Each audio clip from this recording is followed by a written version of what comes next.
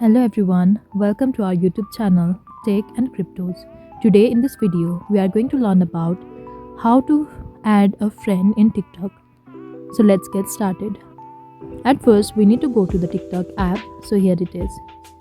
Now we need to click on profile icon in the bottom right. So let's click on it. Now click on add friends.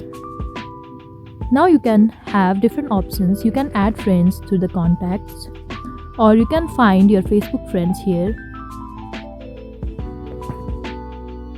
or you can invite friends through the link, or simply you can search for his name or username in the search bar.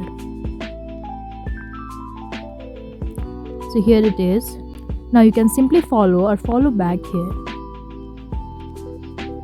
So now you have added the user to your TikTok account.